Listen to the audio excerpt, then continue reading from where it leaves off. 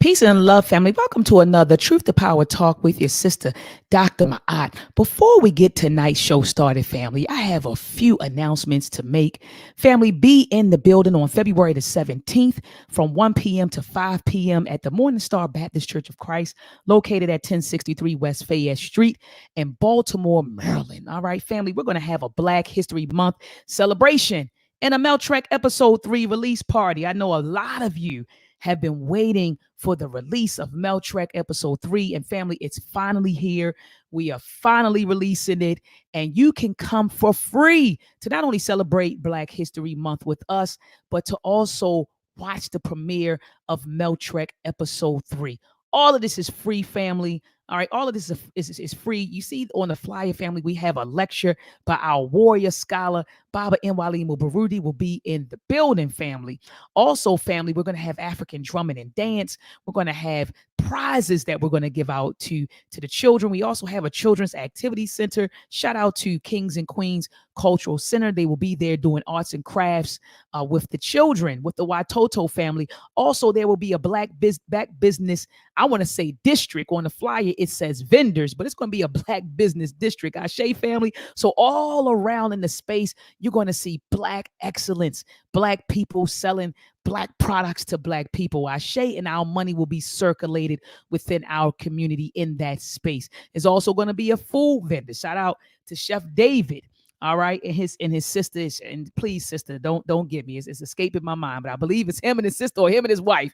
All right, but shout out to that team. They will be in the building giving us delicious food, family. So make sure that you're in the building. If you're in the DMV area, if you're in New York, if you're in Virginia, DC, North Carolina, South Carolina, hell, if you're in Atlanta, fly up, family, and make sure that you come and support, family. Come and support. Be in the building for this magnificent event. All right, but before we get started, family, I also want to play the Meltrek Episode 3 trailer for you. All right, I want to play it for you and let you see what we will be talking about, family. We're going to be talking about the Ma'afa, right? So Meltrek Episode 1 dealt with African history before the Ma'afa, right? And so shout out to Marimba Annie, Mama Marimba Annie. She calls it, the Ma'at. She said that African history happened in 3 periods. She says the Ma'at, the Ma'afa, and Sankofa. And so we began with Ma'at. We began with telling our babies and teaching our babies that our history does not begin with slavery, right? And so they learn about the great kingdoms of Africa. We take them to Kemet. They learn about Nubia. They learn about the kingdoms over in Ghana. They learn about Ghana, Mali, and Songhai. We take them down to learn about the Zulu nation. We take them into the Congo, family, and they learn about melanin, right? And so, family, that's Meltrek Episode 1. Meltrek Episode 2, we teach about the global presence of African people, right? And we say, well, there was African people in the Americas prior to Christopher Columbus, right? Alongside the indigenous the indigenous cultures that were here in America. And so in this episode, we are exploring the origins of the Ma'afa, right? Well, the origins, I would really say, of the transatlantic slave trade, because I would say that the origins of the Ma'afa started with the Arabic invasion. But here in the Ma'afa, we're starting with the Portuguese. So I would say, this is really the origins of the transatlantic slave trade. So anyway, family, here we go. Check out the trailer. Here we go. Oh, sorry. Let me start from the top.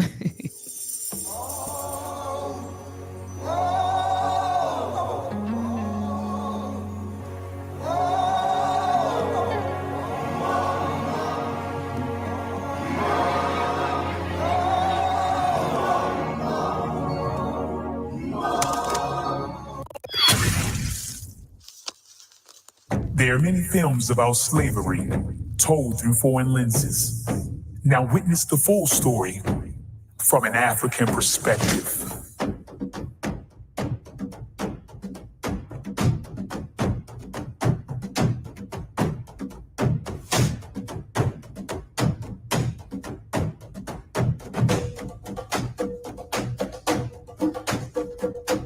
How did slavery in Africa begin?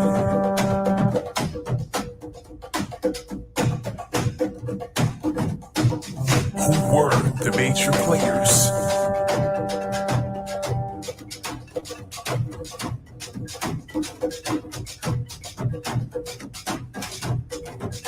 who resisted.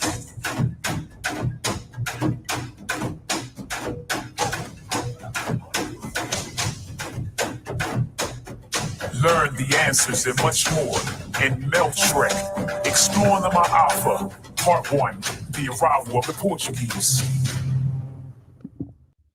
Family, this is going to be explosive. Family, be in the building. I'm going to drop the link to this trailer in the chat, family. I'm dropping the link in the trailer. I'm dropping the link to the trailer in the in the chat. Family, I don't know what's going on with my tongue. My tongue getting tongue-tied. I'm so excited about what's getting ready to happen, family. So finally, we're telling the story, like what happened, through our lenses. And shout out to, I'm thinking right now, it's Black History Month. Happy Black History Month, family. Black History Month started yesterday, actually, February the 1st. And my first post on Black History Month every year is just a salute to Dr. Carter G. Woodson, right? Love and honor to Dr. Carter G. Woodson for his advocacy, right, and work to ensure that we know our history. Ashe. So love and honor to Dr. Carter G. Woodson. Love and honor to those brothers and sisters in Kent College who made it a month. Because remember, Carter G. Woodson, it was Negro History Week with him. And Kent College extended it to a month, right? And called it Black History Month. Ashe. And so shout out to them, man. Shout out to them. I had a conversation with my students today, all of my classes today and yesterday, on the importance of us knowing our history. I told my students, man, there's 3 reasons why you should know your history. 1, history tells you or explains the world around you. It's no way you can have an intelligent conversation about what's happening today if you don't understand what happened in the past to shape the things that are happening today. I told them that's the first thing. So it increases your understanding of the world around you. I said 2, knowing your history. I'm trying to think was the second thing. I said knowing your history. I said that it helps you make informed decisions. Knowing your history helps you to make informed decisions, right? So when you know someone's history, even if it's, I broke it down to this level, even if it's a friend, right, or a intimate partner, you want to know that person's history so you can make some informed decisions. Even when you're investing your money in a company, what is the company's history? So you want to know history so you can make informed decisions. And then I told him you want to know history so that you can empower yourself. Ashe, because once you know history, you understand what happened and what, now we can use it as a tool to uplift ourselves, to advance ourselves, and to empower ourselves. Drop an ashe in the chat if you agree with what Dr. Maat just said. And you know what I told my students? I said, typically during Black History Month, we want to start by, I want to learn about Dr. King and Malcolm X and, and the Nation of Islam and Africa and whatever. I said, won't you start Black History off with learning more about your family? And this is what I showed them. I showed them my family tree going back to 1805, family. Start your Black history by learning about your family. Where did they come from? And give thanks. I had students after class say, Doc, I never thought about talking to the elders in my family to learn about my family's history. I never thought about using the tools and technology that we have at our disposal and to learn and study my family tree. Now I'm gonna do it, Doc. Yes, I start with learning yourself. Learn about yourself. And the way to learn about yourself, learn about your history. Ashe? All right, family. All right, I know y'all say Dr. Maat start preaching. Family, right now, take a moment up to thumb up the video, family, and also share this discussion. I see my IG family is in the building. Salute to my IG family.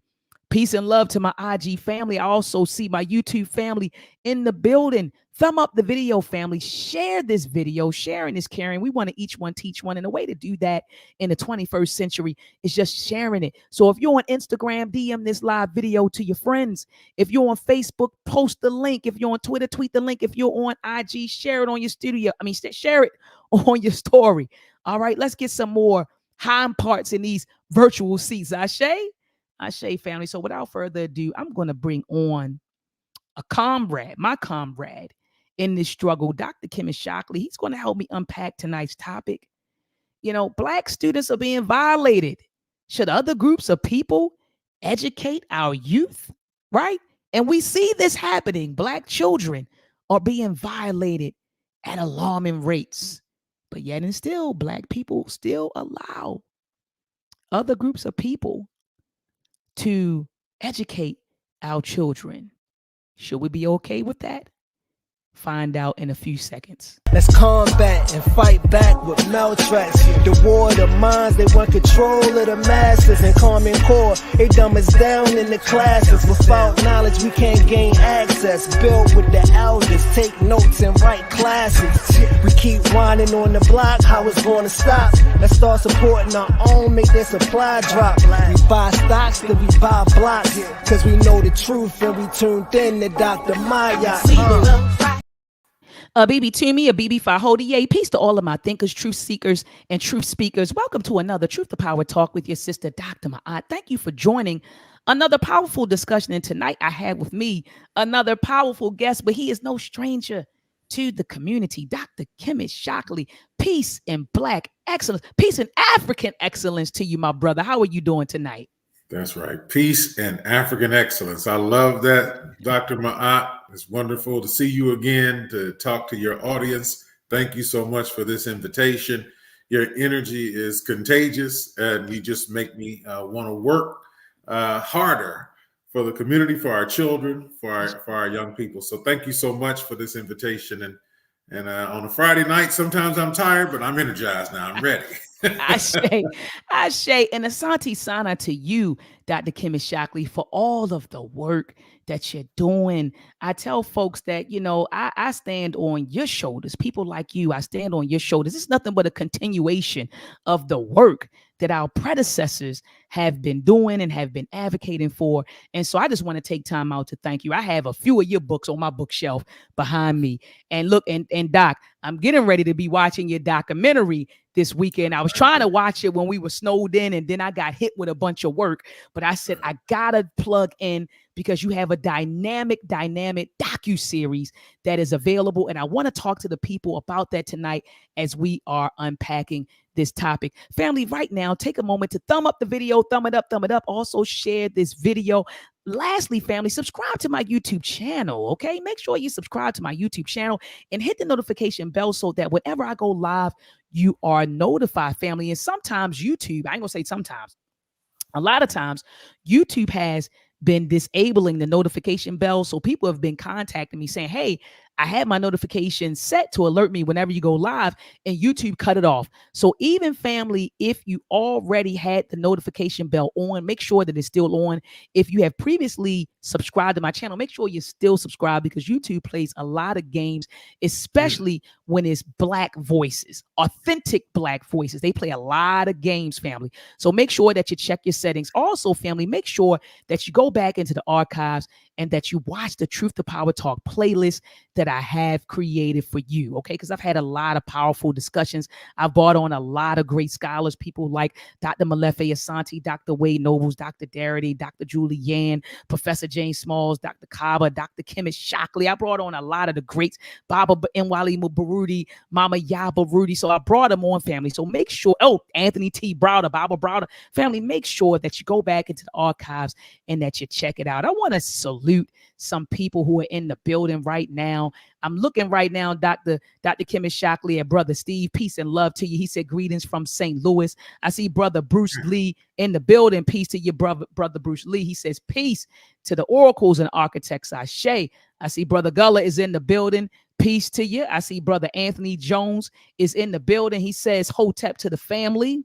Who else we got in the building? Dr. Craig Samuels in the building. He said, good evening, Dr. Maat, and peace to the chat. I see Baba Cliff Images is in the building. He said, good evening from Laurel, Maryland. Shout out to Cliff Images. I see the Queen Mother, Rashamella, is in the building. She said, peace and much love. Peace and love to this Queen Mother who brought her child, Dr. Kmt Shockley, her son Zion, down from New York to Baltimore to participate in a SAFO training camp for 1 year. Not 1 week. Spent her own money, stayed in a hotel, transported them back and forth to the camp. Shout out to that Queen Mother who made sure that she gave her son, her Omo, her son, her Watoto, a beautiful, enriching experiment. I see Steve is in the building. Who else we got? Can never unsee, can never unhear. Media, peace and love to you. Said peace and Black power to Dr. Maat, Who else we have in the building? I see LJ Malone is in the building. Peace to you, LJ Malone. Who else we have? I see Brother Willie Lovelace is in the building. Peace and love to you, Brother Willie Lovelace. I see you. I see Sunspot is in the building. Says wellness and good vibes. Dr. Maat mods and chats. Been a while since I've been through. It says happy World African Celebration Season. I see Brendan is in the building. Peace to Brendan Sims. Peace and love to you, Baba. I see you. Who else do I see in the building? Who else do I see in the building? PGH BLG Dog is in the building. Salute to your family. I see you. I see Baba Amin of the Uhuru Academy. Peace. He says peace and power to all. Shout out to the Uhuru Academy family. Make sure that you get your children in this African-centered educational institution. #1 institution for online institution. And he made it online because he wants to be able to reach African children no matter where they are. Shout out to the Uhuru Academy family. Visit uhuruacademy.com and enroll your child today. Who else is it? I see Brother CJ is in the building. Peace and love to you, CJ. Social World is in the building. Peace and love to you. And last but not least, I see John Nix is in the building. I also see my IG family in the building. MC Warren. There's so many of y'all. Danielle is in the building. Taylor is in the building. Filmmakers in the I see so many of y'all family in the building. If I keep going through shout outs, we'll never get to the interview. But I just want to acknowledge, Dr. Kmt, the brothers and sisters who came through. Because I always tell my audience, you could be anywhere on a Friday night, right? You could be anywhere, out in the streets with your family, chilling. You could be on another YouTube page or another Instagram or social media page, but you're right here with Dr. Maat. And so I want them to know, Dr. Kmt Shockley, that I see them and that I appreciate their time. But most importantly, Doc, I appreciate them opening their minds to what I have to say and what my guests have to say. Because when we tune in, when we plug into platforms, ultimately, that's what we're doing. We're giving people access to our being. And I don't take that lightly. I don't take that for granted. So anyway, Doc, Black students are being violated. And I posed the question, should other groups of people educate our youth? And I reached out to you, Doc. This was a few weeks ago, and I was disturbed. I called you up. I was upset. Doc, where you at? I need you to come on Friday. You said, Doc, Dr. Maat, I'm a little busy, sweetheart. I'm a little busy. But let me get to you. I get to you. Give me a couple of weeks. I get to you. I said, okay. But I was upset when I called you because there was a recording of a principal here in Baltimore, in Pikesville. It's actually in Baltimore County. There was a principal, and the audio went live of this principal talking about Black children. And I'll let the audience, I'll let the audio speak for itself, and then we'll go in, Doc. Here we go, family. For me and only me. You know, I seriously don't understand why I have to constantly put up with these dumbasses here every day. Between these ungrateful Black kids who can't test their way out of a paper bag, or these teachers who don't get it, how hard is it to get these students to meet their grade level expectations? Lawrence and Ravenel should have never been hired. And don't let me get started on DJ. I'm going to drag his Black ass out of here one way or another. I'm going to get something to stick. I'm just so sick of the inadequacies of these people. And if I have to get one more complaint from one more Jew in this community, I'm going to join the other side. Kathy, I'm done. Family, I just want you to hear this one more time. Please let me know in the chat if you heard the audio, because sometimes Dr. Maat, sometimes, family, I won't hit the button and you say, I can't hear. Family, let me know in the chat if you heard me. Just listen to what he said. Now, let me be clear. This is a school principal, right? Who's supposed to be the leader of this particular educational institution. Here we go. And mind you, I believe that this particular educational institution is predominantly Black. Here we go. It's Black and Jew. Here we go. For me and only me. You know, I seriously don't understand why I have to constantly put up with these dumbasses here every day. Between these ungrateful Black kids who can't test their way out of a paper bag, or these teachers who don't get it, how hard is it to get these students to meet their grade level expectations? Lawrence and Ravenel should have never been hired. And don't let me get started on DJ. I'm going to drag his black ass out of here one way or another.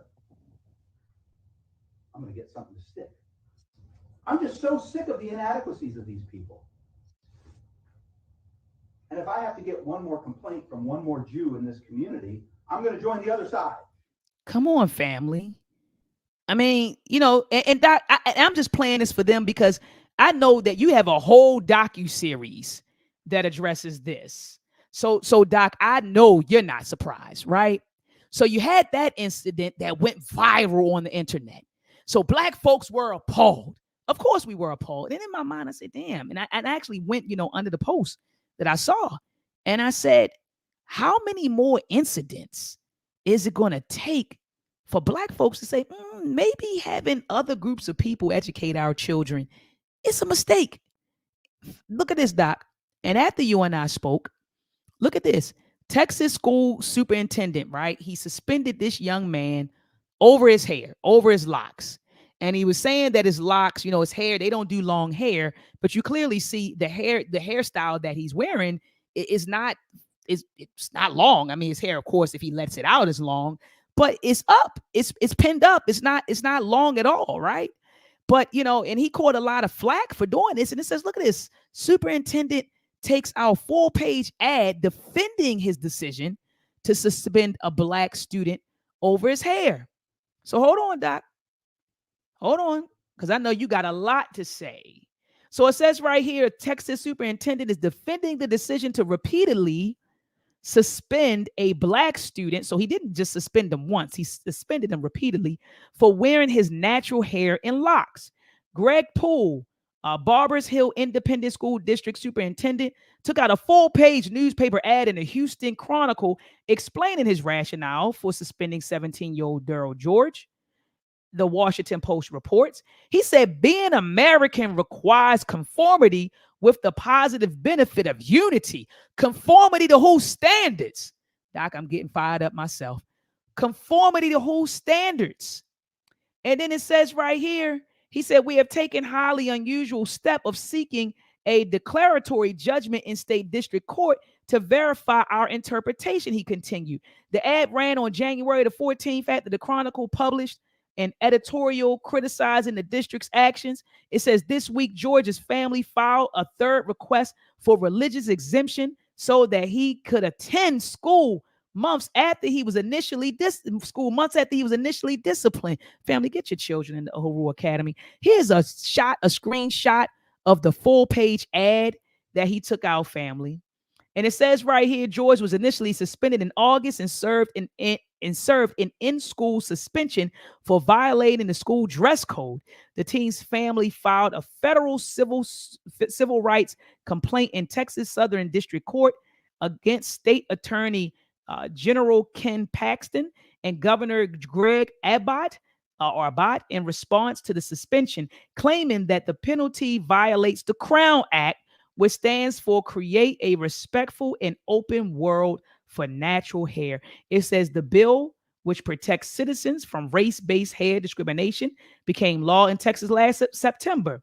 Soon after, the school district hit George with a 30-day suspension in December 2023 for refusing to change his hair. Family, I'm going to drop the link to the rest of the article in the chat.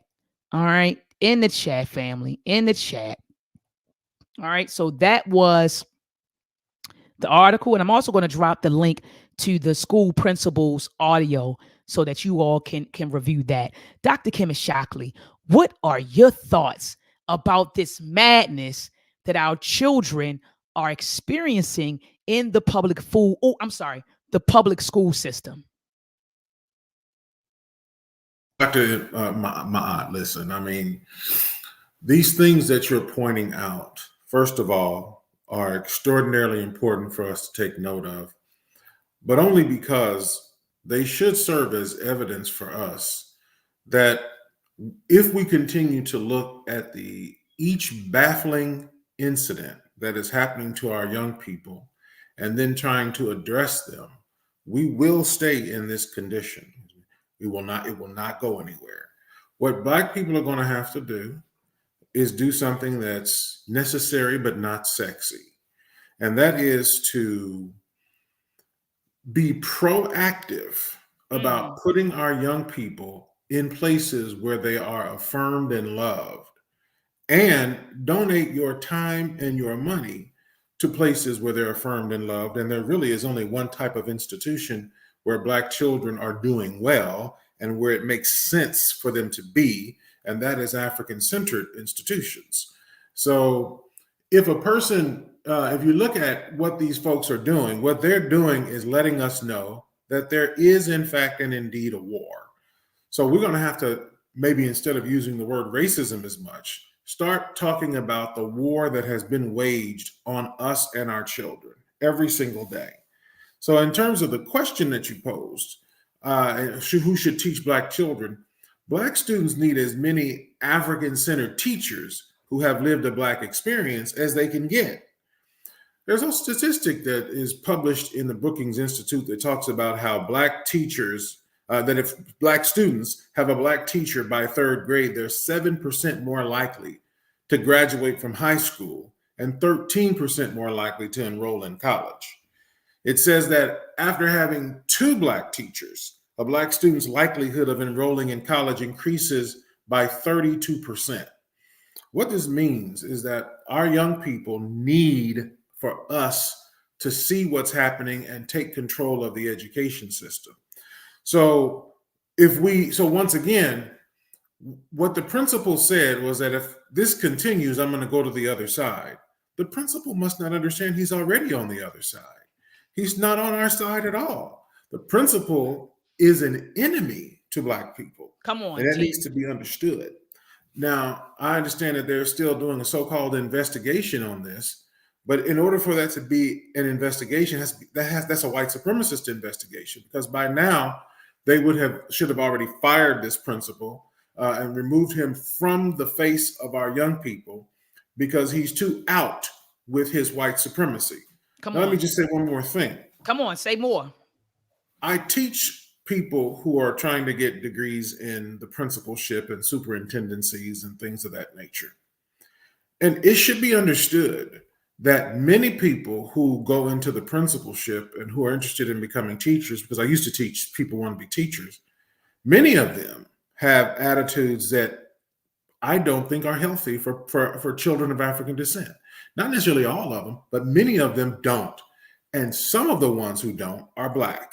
Many Black people who are in education, who are studying to become teachers and principals, have an attitude towards Black people that demonstrates anti-Blackness. That's right. So we have to understand the nature of war.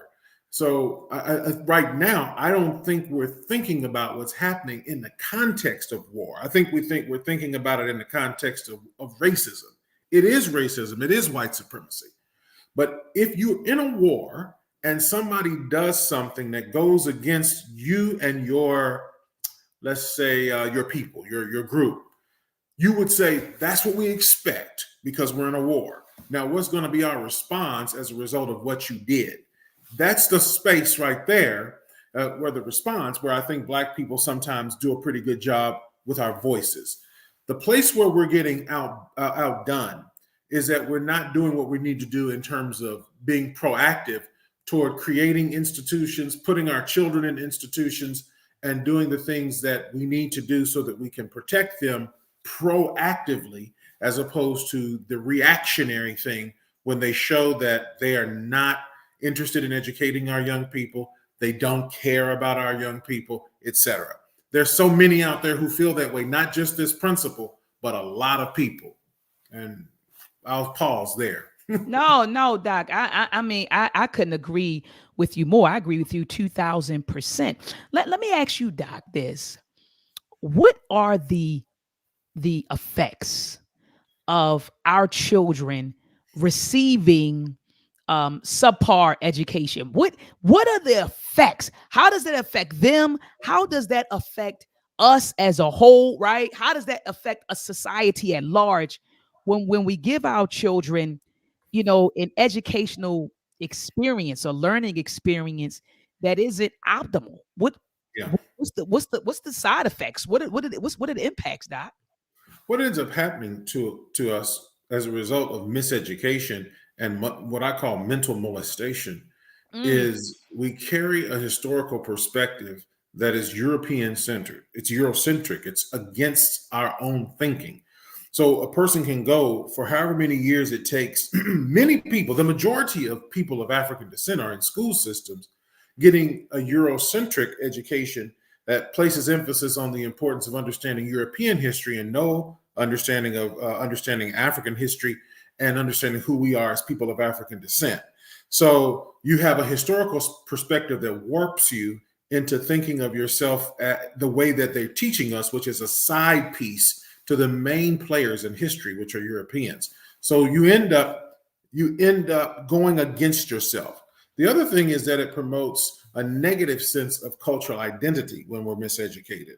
There is no positive sense of cultural identity and pride. Instead, it's a negative sense of cultural identity and pride, which makes people look in the mirror not like what they see, and also not like anybody who looks like them, but they like people who don't look like them.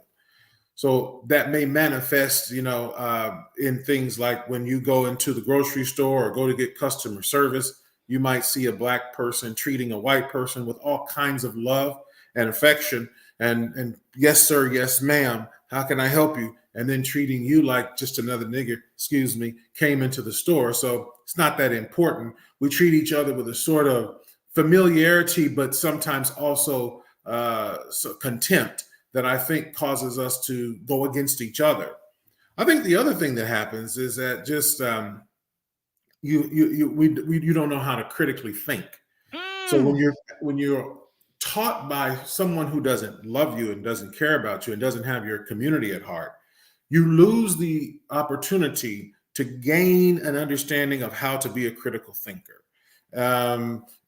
So instead of encouraging critical analysis of existing power structures, ideologies, and systems of oppression that have historically marginalized us, we think that these things, what we need to do is to get a good place in those things. We need to get some money and figure out how to make it in the system, which is what many of us do. So we end up being sort of cogs in the wheel and people who are going along. And really what we talk about the system being bad sometimes, but really what we want is a better place in the system so we can be the new oppressor and become the supervisor and mistreat people. So because we can't think about how to get ourselves out of the situation. And they make sure that in the white supremacist system. You also end up with people who don't know how to think in a holistic way. So because the Eurocentric education system is very, it's not holistic. It's very fragmented and segmented off. So you got math, that's totally different than social studies, which is totally different than English, etc. So you become a segmented, fragmented person, unable to think in terms of our whole journey and our wholeness as a people and our spiritual piece. All of that gets left out. Churches for Sunday, drop it like it's hot on Saturday. That's good because that's how we're supposed to live. You become segmented like that. You have no real access to the culture that our ancestors left for us. And then finally, I'll say that another thing that happens when we are miseducated is we lose a sense of what it means and how important it is to have empowerment and liberation. What happens with the African-centered piece, why it's so important, is that it aims to empower us. Its attempt is to empower us and our communities by promoting self-awareness, self-determination, and collective action, to challenge the injustice and work toward liberation from white supremacy. So, if you're getting an education that's a miseducation, really, and I talk about it in my first book, the Miseducation of Black Children. One of the things I talk about in there is how harmful it is, the perspective piece. So a lot of us think there's the information that happens in schools. We don't understand that information is secondary to perspective. So that's a really confusing point for a lot of people. They think that it's about the information. Knowing African history, knowing Black history, that's important. Trust me, it is. But what is more important than information is how do you think about who you are and what's what in the society? So if I give an African-centered teacher a piece of Eurocentric curriculum, that curriculum becomes Afrocentric because of the way the teacher thinks. If I give a Eurocentric teacher African-centered curriculum, it doesn't matter that you have African-centered curriculum. It doesn't matter what information you know, what information you have, because your brain is programmed against who you are. It is not programmed to change the reality consistent with what we need to do to get free. So we have to really understand being pro-Black is not enough. Understanding our history and culture, it's not enough. Understanding the importance of your African heritage, not enough. What's most important, folks, is the African perspective. Understanding that African-centered perspective. Because really, we've gone crazy largely because we've consumed the Eurocentric perspective so much. And now we're trying to work ourselves out of it by just having information. That's just not going to cut it. We need to adopt an African-centered perspective. Fire! Fire! Fire! Fire!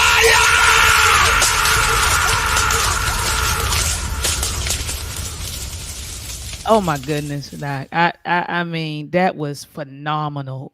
Just that whole breakdown was just phenomenal. Family, take a moment out right now. Thumb it up, thumb up this video, family.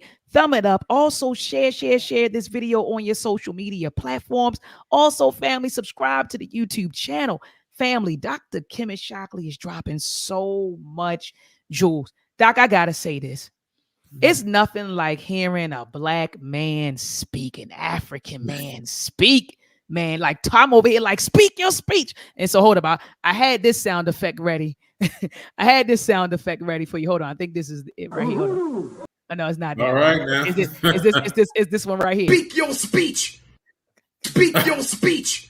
Speak your speech. That's Dr. Umar Johnson saying, speak your speech. Is that what it is? Oh, Okay. man, yeah. Shout out to Jawanza, Baba Jawanza Fatiu. Man, this Baba right here, man.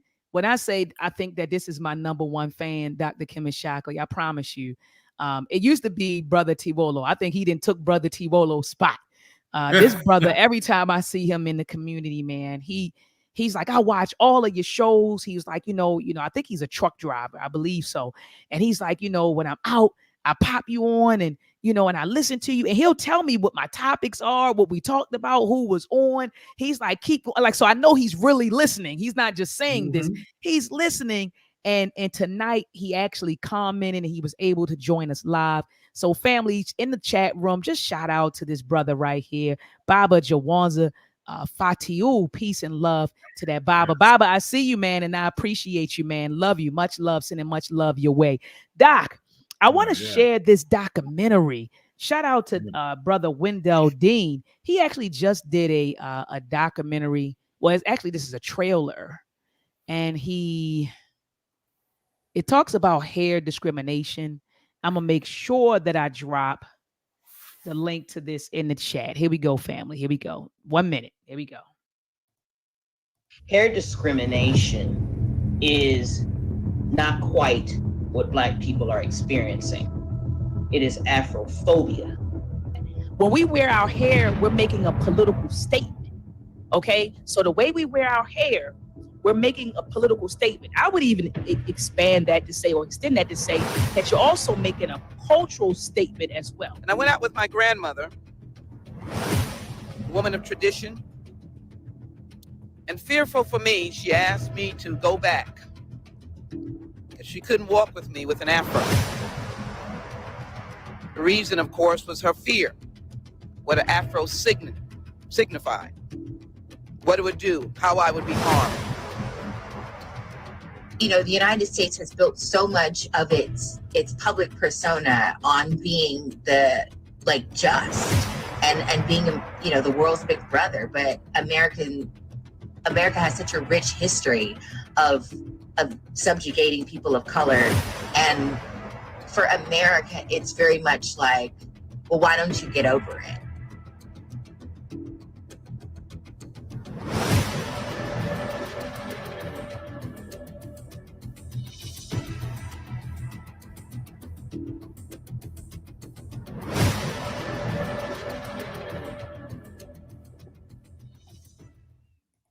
family, make sure that you check out this documentary. I'm going to drop the link in the chat. Make sure, family, that you check out this documentary. Shout out to brother Wendell Dean. I told him, I said, man, you need to get this out. This is timely and much, much needed. So salute to that brother. And you see, yours truly is in the building, in the documentary. And so I think I went in. I didn't see I never saw the clip, so I don't know what I said, but I think that I went in giving the little clip that I saw. But anyway, that this is a great segue, Dr. Kmt Shockley, into your docu-series. So could you tell us about your docu-series and why you created it? Why did you create this docu-series? Oh, hold on, Doc. You're muted. Oh, there you go. I'm There you muted? go. You good now, Doc. Oh, You good. okay. All right. So the docuseries that I created, it really is in response to the fact that there are lots of people in the field of education who are having a really good time because Black children are failing. And there are lots of money is being made off the fact that Black children are failing. Let me give you an example. There recently, maybe about 4 or 5 years ago, there were a number of institutions and school systems that put out calls for people to do education reform. And the reform is always defined. In other words, you don't get to say what the reform is going to be. They have an idea. If you're going to get a large sum of money, they tell you what they want you to focus on with the teachers and students, mostly the teachers, in your professional development. When the reform effort starts, they find the people that they feel most comfortable with giving money to, and then give them very large grants. Well, I shouldn't say grants, but consulting fees to do the work that they're doing in the schools. For example, there's a person, I can't think of his name. We talked about this in the documentary. He ran for mayor of Chicago. I can't think of his name right now.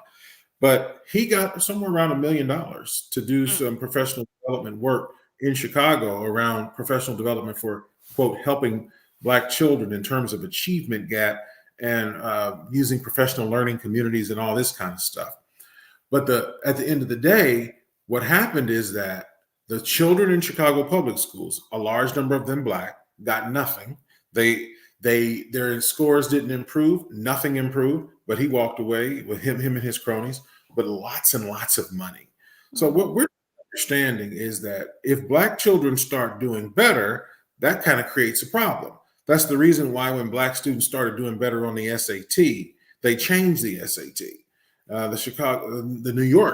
old paper, the New York Sun-Times, did an article about that one time. So we have to begin to understand that. The other thing that happens is that in terms of education research, the things that Black students and Black people need to research so that we can do something for our children, the U.S. Department of Education and other institutions will not fund. They fund things that kind of help to maintain status quo. That's the reason why nothing is changing for our children in this education system. One of the most sad aspects of that is that a lot of education researchers, instead of them saying, well, I don't care, I'm going to do what I think is best for our children, they do what brings money and brings to the university and to themselves. So one of the things that we talk about in the documentary is, outside of just trying to do things to get money and to bring prestige to yourself, what are the things that are actually working for Black children? And I saw that you have Mwalimu Baruti on the show before, and he's coming on the 17th to Baltimore, and I'm going to try to go. I can't wait. I hope yes, you hear that way. I'm telling you right now, I'll probably lose my mind if you walk through the door. I'll probably lose my mind if you walk through the door. I plan to. If I got to check my calendar, see if I'm going to be around, but I plan to. I hope you know what day of the week it is? That might help. On a Saturday. Okay. That might be possible. But he's in the film, as well as other folks, Haki and Safisha Matabuti, who have the African Centered School up in Chicago.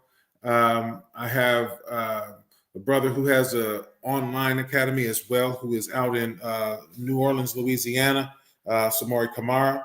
I have African-centered teachers such as Tashango and Billy Shaka. His wife actually talks a lot about African hair, and she has a thing called psychotherapy. She would be a great guest for you as well. But okay. I think that these folks talking in the documentary, these are people who actually care about our children. It should be understood that for the most part, in the field of education, in terms of like the people doing research that are going to create the things that are going to make things better, most of them are not concerned with Black children. Okay. If they have a concern in relation to Black children, they will be concerned about, they'll talk about children of color, right?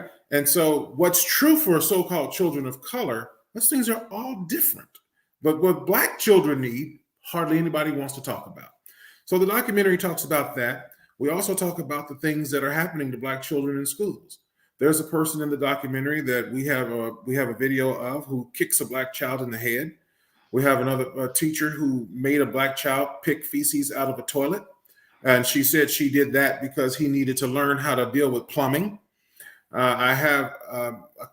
a conversation in the documentary where a boy who is 18, he's an 18-year-old white guy, but he was still in high school, sodomizes a Black kid with a coat hanger, and went to court. This guy goes to court. He's let off even after the community saw 150,000 signatures to say this guy needs to be punished. So we talk about the case of what happened to that Black kid in that classroom in the documentary. We also talk about people like Dylan Roof and on his gun where it says, here's your reparations. We know he went and killed all those people, then said, here's your reparations. And we have somebody doing some analysis of that. And so I have some psychologists and some African-centered educators. I have people in there, Dr. Gloria Ladson-Billings, talking about aspects of critical race theory. She's in the film. If anybody in here is in education, they know who Gloria Ladson. Oh yeah, we know. Yeah, we know who she is. Absolutely, cultural responsive teachings, and yes, and so we know. Yeah. Good. And so we have a wide breadth of folks.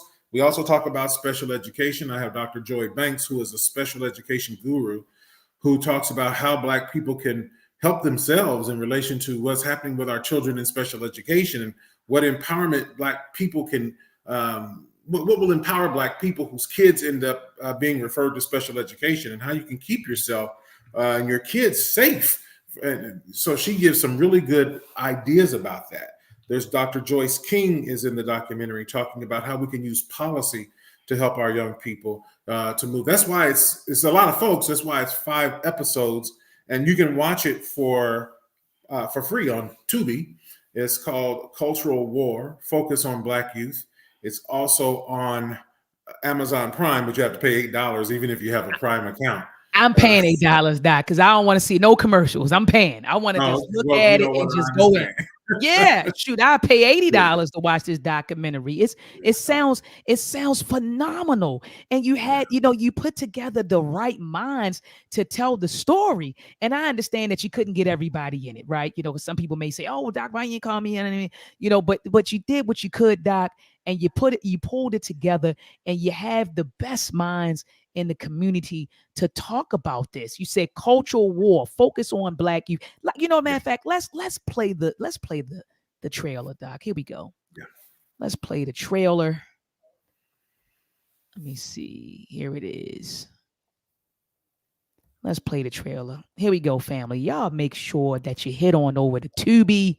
Head on over to Tubi, family, and get this docu-series. Head on over to Amazon and get this docu-series. I will be dropping the links in the chat for Tubi. You can get it for free on Tubi, or you can pay $8 to watch it on Amazon Prime. And as I told Doc, I'll pay $80 to watch it to get this good information. So here we go, family. Check out the trailer.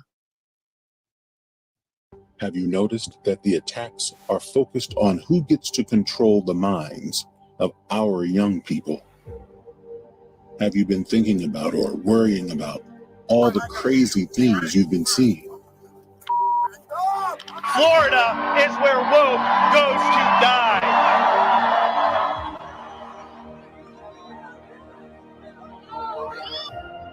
You need to see this docuseries. This series is the first of its kind. What is this docuseries about? It's about what's happening with our putting a youth. student in a headlock before pushing him down and then later using a taser. The cultural war that is being waged on our youth. So I gave the teachers a culture test.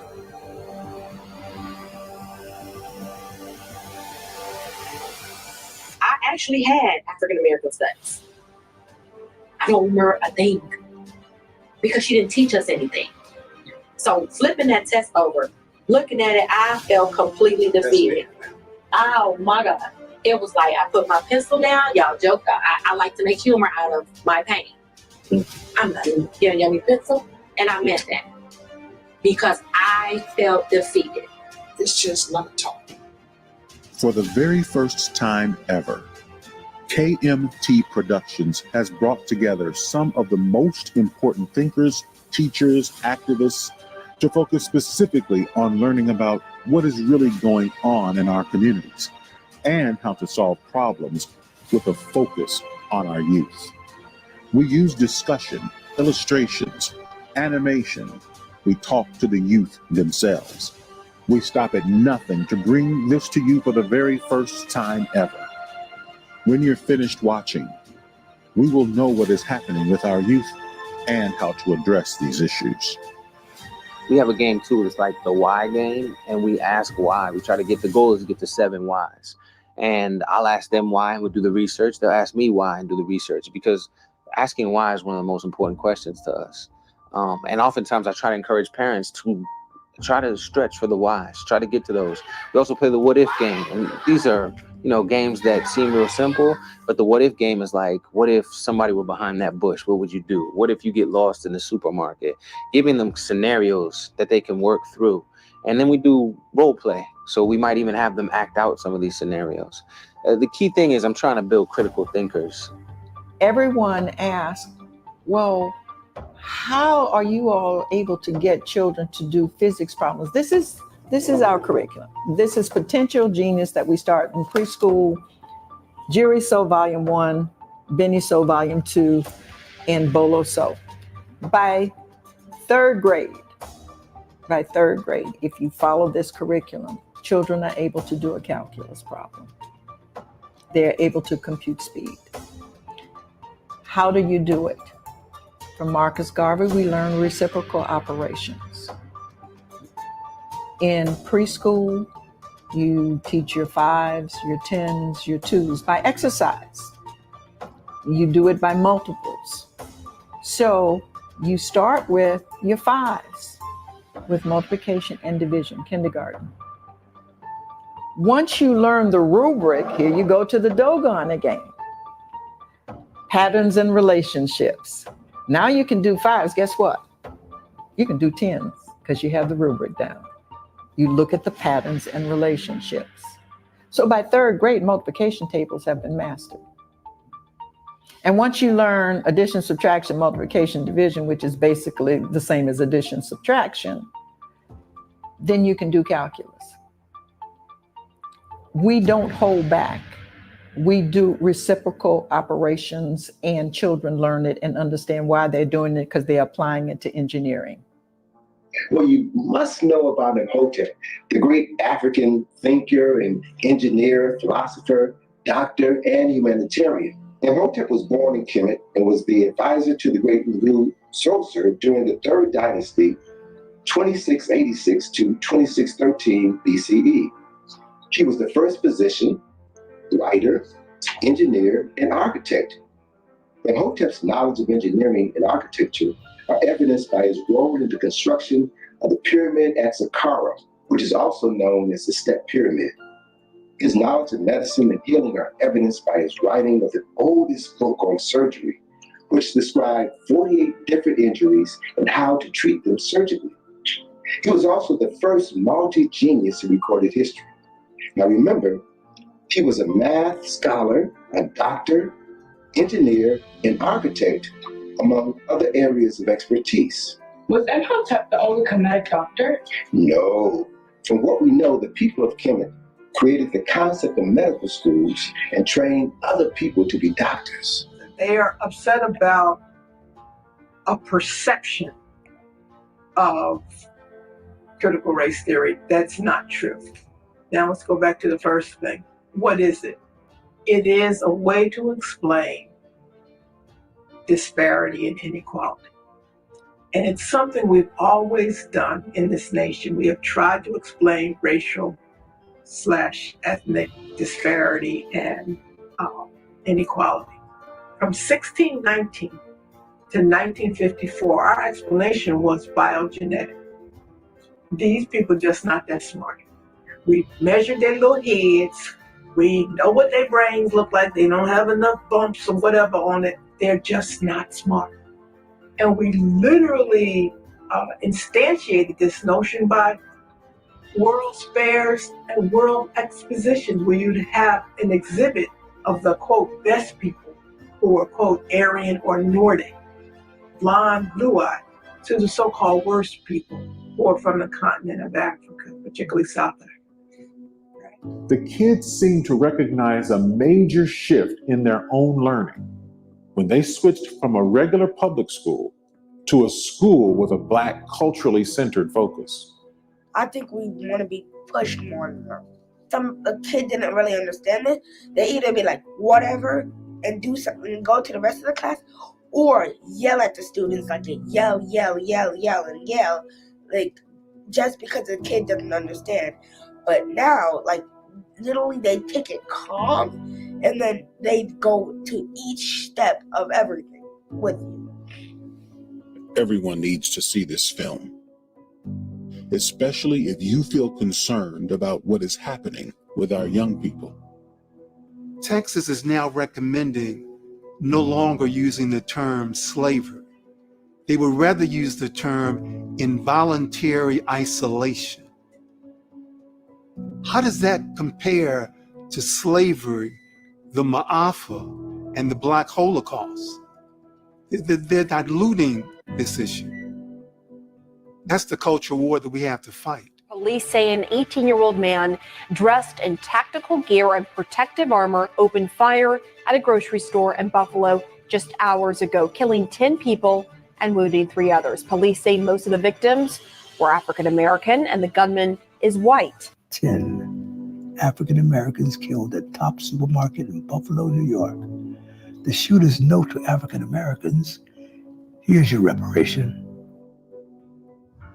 You're talking about all this technical stuff, and our babies are dying. You're talking about all this technical stuff, and they're killing our kids. Deep down in my heart, I'm ethnocentric, which means I think my race is the superior one. Black people need people who believe in Black people enough not to believe every bad thing they hear about Black people. We do. We need more people willing to acknowledge that incredible intellect. What's the formula for force? Newtons. Okay, Newtons. How do you find force? Mass times acceleration. Okay, good. Give me 6 electrolytes. Calcium, potassium, magnesium, sodium, bicarbonate, chloride. Okay. Name 3 hormones produced by the adrenal glands. Aldosterone, testosterone, estrogen. Good. So aldosterone is produced where? Where do they produce aldosterone at? In the adrenal gland. Okay. Where are the adrenal glands located? They stay on top of the kid. On top. That unmatched panel. My name is Charisma Bowler. I am 15 years old. I'm going into my junior year in the fall. And I just perform. That's been gone, but used to be mine.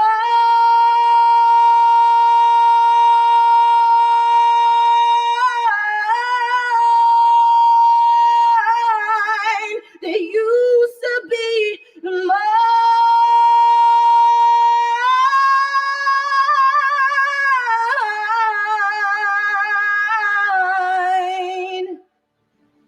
And that impressive skill. My name is Jakil Jackson. I'm 14 years old. I have an organization called Project I Am, and I build awareness of homelessness, providing blessing bags for those in need. And why I do it is because I've always felt a need to want to give back to my community. Ever since I was even 5 years old, I've had this passion to want to give everybody houses and give everybody money every time I saw a homeless person. But eventually that showed my parents how much of a passion I have for the issue and how much I really want to do something. So that's when we started thinking of what we can do for them and things that we have on a daily basis that we can sometimes take advantage of that they don't even have. We must protect them in this war. We must stand up for the young people. It is warfare. Warfare with our babies. And they're the casualties. Think about it. The babies are the casualties. Education has been a place where white women are sheltered and protected to do pretty much whatever they want. And education is not changing because white women don't want it to change. Subscribe.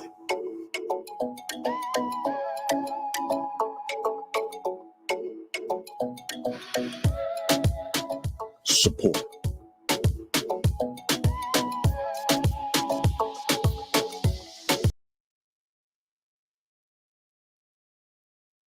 Doc, I gotta drop a bomb for you. Fire! Fire! Fire! Fire! Oh my goodness, family. Oh my goodness. I could watch this over and over and over again. Family, I dropped the link in the chat. I just dropped the link, the direct link to the Tubi. It's on Tubi. You can watch it for free. I dropped the link in the chat, family. Cut and paste it, click the link, or just go to Tubi, type in the title, family. I'm also getting ready to drop the link to the trailer just in case you want to watch it over and over and over again. Family, we got to support endeavors like this. We got to stand behind educators like this, family. We have to.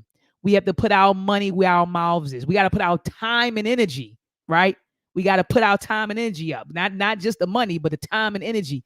Doc, thank you for coming on tonight. I know, look, Doc, you are a very, very busy man. And when I catch you, you say, "Hold on, can't do it today," but I'll be there. and you work, because I know you're teaching, you're producing, you're doing all kinds of stuff. And Doc, we appreciate you. Doc, you know what I want to do? What you are really making me do, and maybe something, this is maybe a collaboration we can do. My lane is African-centered STEAM education. I've been talking about African-centered STEAM education since 2016. And I remember when I first came into the so-called conscious community and I was talking about African-centered STEAM education, they threw tomatoes at me. Okay. And that's how I feel. They threw tomatoes at me, Doc, when I talked about the importance of that and teaching, not just talking about, the Lumbambo bone and the Shango bone and what we did. African-centered STEAM education is more than that. Is really reconceptualizing what science, technology, engineering, art, and mathematics means, what it means to African people in the 21st century. So that means how we teach STEAM, right? How we teach it, the curriculum, the hands-on activities, the pedagogical strategies, or what I like to say is say by eat, your pedagogical strategies. So that, right? The terms that we use, the vernacular that we use when we're defining terms in science and engineering and math. So it's bigger than just reciting some history. And so that's what I've been pushing for the past almost 8 years. And so I think it will be great to do a documentary that is focused on STEAM, a STEAM documentary. But maybe, Doc, that's something me and you can talk about offline and do a documentary about that. I even have shirts and sayings that ain't no Black power without STEAM power. Ain't no African power without science, technology, engineering, art and agriculture. I always say that double A. And I was the first person to say that, because a lot of people just say art. No, art and agriculture. It's a double A for me. And then mathematics. So anyway, Doc, that's something that I think that we should definitely collaborate on in the future. But Doc, you had the closing words. Let's do it. What are your closing words, Doc, for the listening audience? Asante Sana, thank you very much for having me on here, Mama, Dr. Maat. I really appreciate it. I appreciate the people sticking with us tonight, watching the trailer and listening to your and my words of wisdom. I could have dropped a few bombs when you were talking too. I don't have no bombs on my side. I don't know how to do that. But I really appreciate being on here. I'm just going to say once again, the film, what it's called, it's Cultural War, Focus on Black Youth. It is on about 5 streaming services, the 2 largest ones, Amazon Prime and Tubi. Also, the website, Cultural War Film, if you want to sort of check Cultural War Film for different things. For example, there will be, somebody mentioned screening. There will be a screening in Washington, D.C. There will also be a screening in Baltimore, probably in the next month and a half. We'll start advertising. We'll start publicizing for it soon. Absolutely. Thank you. Absolutely, Doc. Absolutely. And I can't wait until we get that going. I said in Baltimore, we got to get it going. We got to get it pumped up. And so anyway, Doc, I appreciate you coming on. I'm just showing the comments because I know on your end, you may not see all of the comments. So just going through, someone did say, I wish he screened it. And you say, yep, we're doing it. Yeah. So I'm just showing you all of the, I appreciate all that. of it. These are great. Yeah. Yes.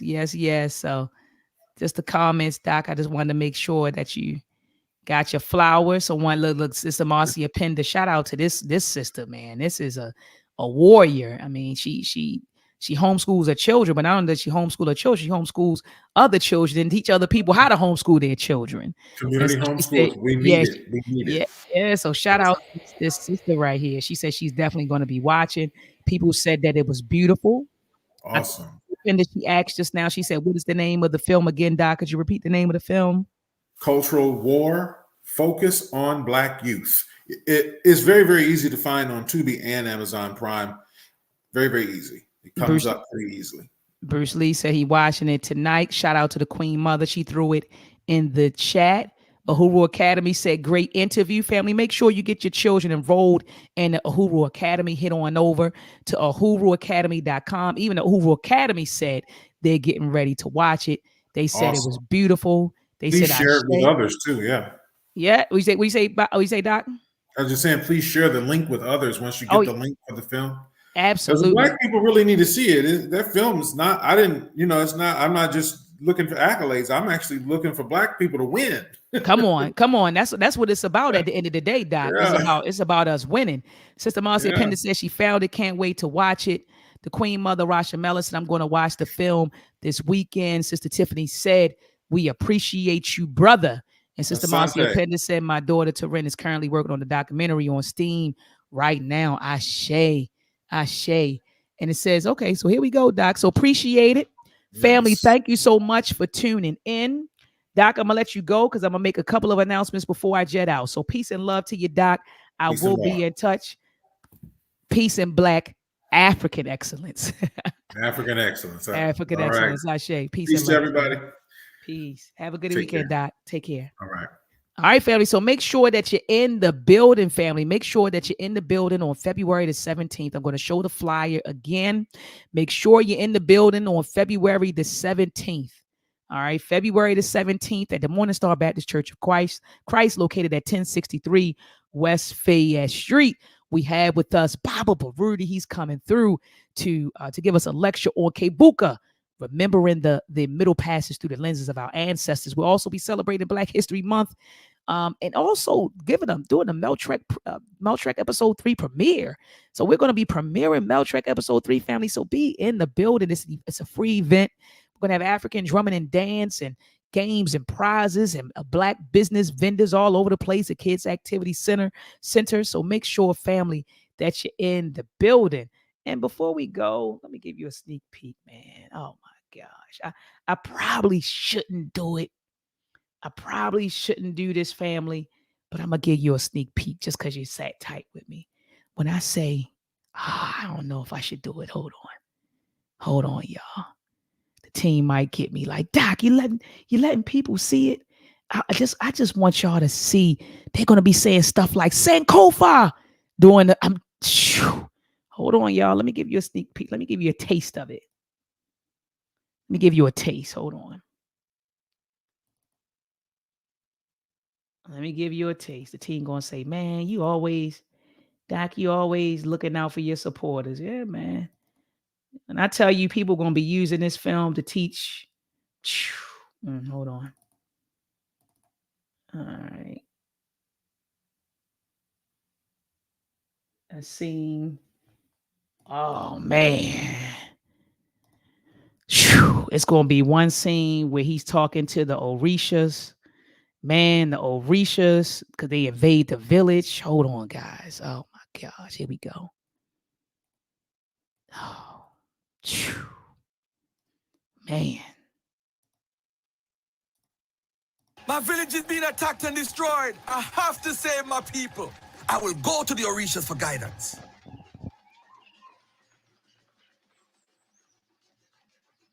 Ajitsu Makani, Baba Fidifeyo, Asheitio Shoroshe, Etroloja Onibojo, Obatomoda, Biehu. Iba se Arumela, Orisha of wisdom, knowledge, and divination. What is it you seek, Omo? My village is being destroyed. My people are being kidnapped and killed by foreigners. How can I fight them? How can I save my village? You have to remember who you are, Omo. Tell me, who are you? Y'all, when I tell you, let me stop sharing. When I say that children are going to be exposed to African history, African culture, African spirituality, African vocabulary. You see, I got my Sankofa bird on tonight. Anyway, family, thank you so much for tuning in. Appreciate you. Make sure that you continue, family, to tune in. Subscribe to the YouTube channel. Hit the notification bell so that whenever I go live, you are notified. Also, family, make sure that you subscribe, and share, and be in the building, family. Be in the building. All right, for the premiere of Meltrek episode 3. I just gave y'all a little taste. All right, I'm out, family. I'm out of here. Peace and Black excellence. Peace and African excellence. Let's combat and fight back with Meltrek.